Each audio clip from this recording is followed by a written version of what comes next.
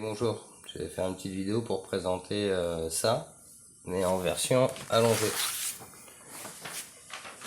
Alors, en mettant les unités des couleurs de l'arc-en-ciel en miroir, en partant du, comme on le voit là, au 666, 594, ça part à gauche et à droite, et on va faire le côté gauche d'abord. On va voir que ça prend à chaque fois, chaque carré prend une case, et comme mes carrés sont un peu grands, j'ai mis ce carré du milieu qui correspond à ça, ces deux cases là, je l'ai mis de travers, comme ça m'a permis de gratter un petit peu.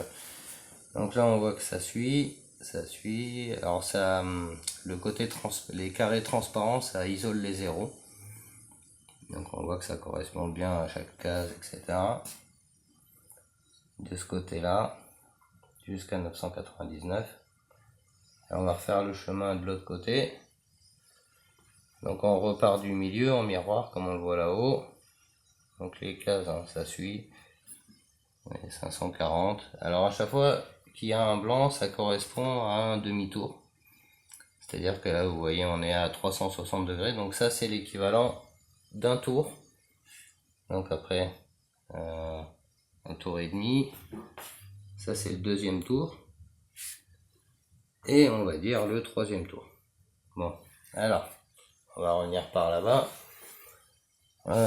Du milieu, on voit que ça correspond toujours. Voilà, et après pour les le blanc et le noir, alors ça correspond bien, mais comme ici j'ai pu mettre le carré de travers, avec le blanc et noir j'ai pas pu.